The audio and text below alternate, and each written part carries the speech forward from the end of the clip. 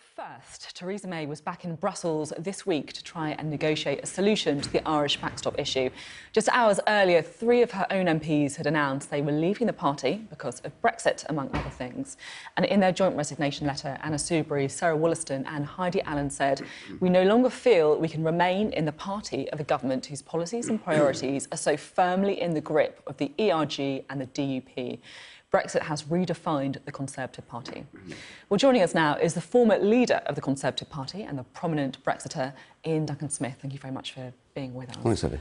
What is your reaction to the fact that 3 Conservative MPs quit the party this week? Well, I'm sorry they've chosen to go. I'm a little puzzled as to why they've gone when I've looked at what they've actually said. Clearly, Europe is at the heart of it. Europe is a big issue, the Brexit issue. All of them didn't want to leave, and I think they've been very strongly in favour of staying. So I can understand that they feel like they want to make a statement. But I'm really sad to see them go. I saw that Anna Soubry busy defending the government's position on its spending review and on what the Labour Party call the austerity programme. So there's clearly not quite this complete agreement across them about what they stand for. But, you know, I hope the door should be open. I hope they'll come back. I feel certain that they will at some point. You think that they will eventually rejoin the Conservative Party? Well, I think so, because, well, I hope so, because the Conservative Party is actually a broad church.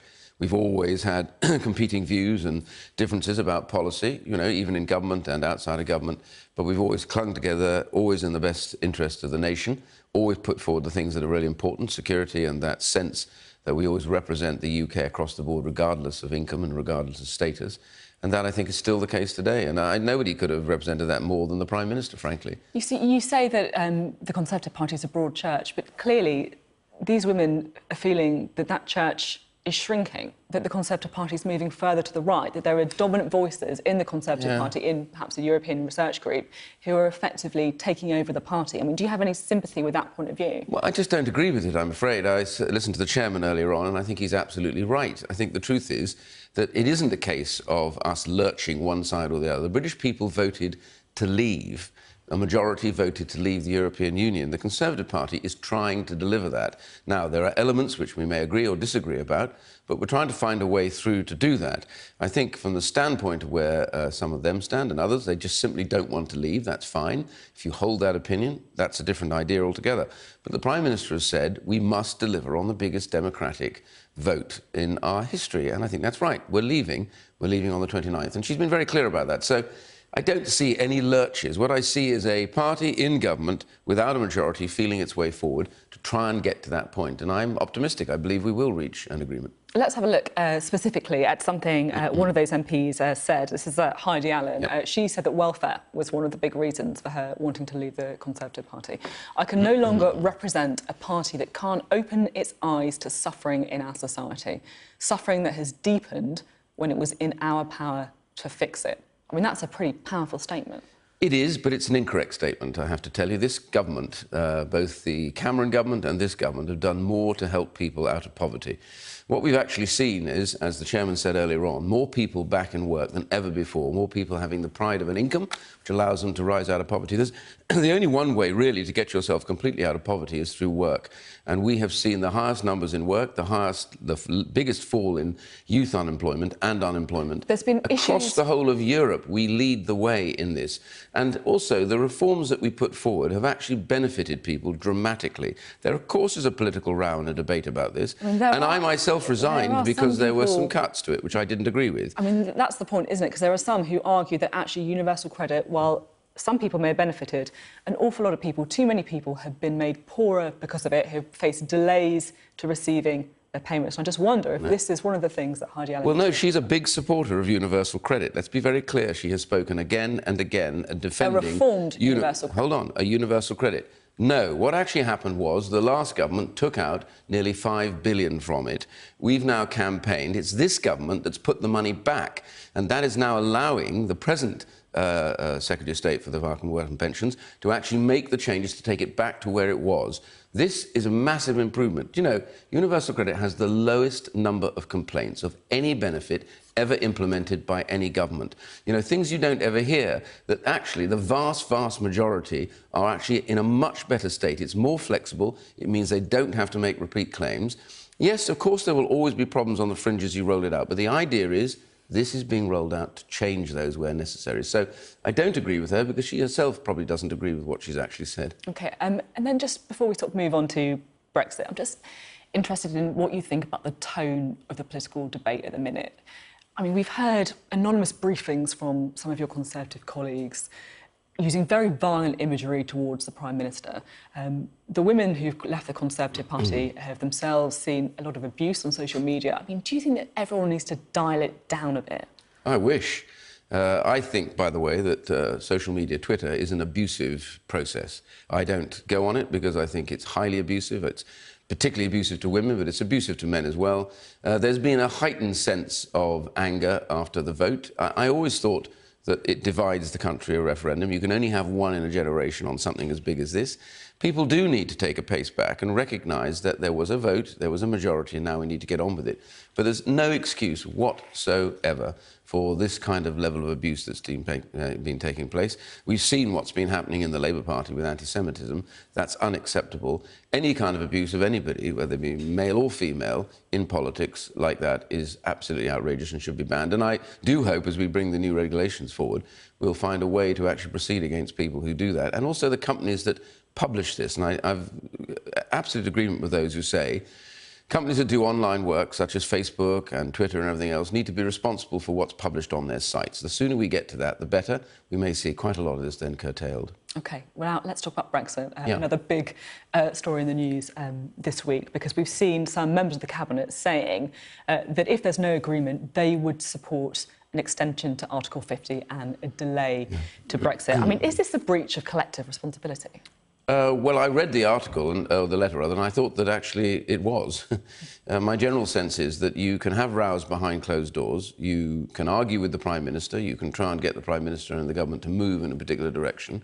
You can even sometimes indicate that, and the media pick that up. But I think what's really difficult is if you then state that an opposition to the government that you are part of publicly, I think that becomes an issue. The Prime Minister has made it clear government policy is not to rule out a no-deal situation, because you can't. You know, we are due to leave on the 29th, and the Prime Minister's made it clear we want a deal. She's got a deal on the table. They're looking for adjustments at the moment, and I'm optimistic they will get something. And I'm very, very keen that we should be able to support them, providing they get those changes that are binding. But you can't do that if then the other side knows that no matter what, you will leave. You will not leave, and therefore they can throw anything at you. That would be wrong. But to do it publicly, I think, is a mistake on their part. So if it is a breach of collective responsibility, do you think they need to resign from the Cabinet then? Well, that's a decision they have to take, and it's for them and Downing Street. I'm a backbencher now. I remember when I disagreed with the government, I departed because I just felt it would be dishonest to disagree with the government and then go on taking, as it were, the Queen's shilling. If you are in government, it's a privilege. It's a privilege not just for income, but it's a privilege because you wield a certain amount of power and influence. And I think, therefore, you need to think very carefully that that collective responsibility is how governments down the ages have worked, and it's how this constitution works. And I do hope that they will reflect on that, because they're doing the Prime Minister no good at all, and they do government no good at all by becoming quite so publicly opposed to what is essentially government policy. The Prime Minister is absolutely right in this, that we cannot take no deal off the table, because we need to make sure that those in the EU, understand that Britain is leaving on the 29th, and then we will get some kind of move. And there's some quite good news out there, because I see that Steve Barclay has at least got the EU to move a bit, to say that they will now look very specifically at the stuff that we put forward as the Malthouse Compromise. Myself, other Leavers and Remainers came together to propose this. Now the EU is beginning to say yes. Maybe that is the solution. We'll look at that. We need to get that bound in. And, why would you undermine your own cabinet colleague, Geoffrey Cox, going over to try and negotiate a backstop to the backstop, and instead of which you tell them, don't worry about that because we will never leave on a no deal. Geoffrey Cox has to be able to negotiate that. So you need to support him. You were talking a bit about being optimistic about the way the negotiations are heading. I mean, I have to say, I spoke to Simon Coveney earlier on the programme, the Deputy Prime Minister in Ireland, and he was absolutely emphatic that there are going to be no changes to the withdrawal agreement. So I just want to know, what do you need to see to be able to support the deal? Well, would changes to the future relationship be enough? We've said that the changes need to be legally binding. We've been very clear about that. So in the backstop? Well, in the withdrawal, they need to be legally binding. So, you define that. The the way the withdrawal agreement is written, it itself is legally binding. The other one isn't. But, you know, let's just see where the government goes on this. So it could be an addition. It doesn't have to be in the text of the withdrawal itself. I think it should be in the text, because that's the way you make it legally binding. But we'll see what the negotiations produce. All I would say to Simon Coveney is you have created a monster at the moment, because Ireland itself is in deep trouble if we leave without a deal. I mean, really serious deep trouble. They are now talking about that. There are big questions being asked in Ireland. Of course, Mr Coveney is going to come on and say no change. But behind the scenes in the European Union, they know very well that they do not want us to leave with no deal. And the right thing to do is to make the changes. After all, what do we know about the backstop? It's utterly unworkable.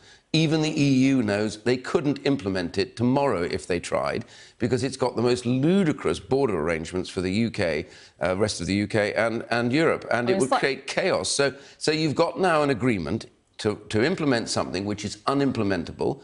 Therefore, it has to have changes. Why not accept that and do the changes now? Agree to make that process of change part of the agreement. It's not a lot to ask, by the way, because it's common sense from all sides, and common sense is really what we're after. So let's let those going to do the negotiations negotiate, and I'd say to one or two of my colleagues in government, not a good idea to undermine them while they do that. It's interesting about the undermining. I'm just, with my kind of cynical hat on, I just wonder if we are moving towards a situation where the choice put to MPs is a longer extension to Article 50 or the Prime Minister's deal. I mean, that seems to be what these members of the Cabinet are pushing towards. That was what Ollie Robbins, the Brexit negotiator, suggested when he was overheard in a Brussels bar. Do you think that's where we're going to end up?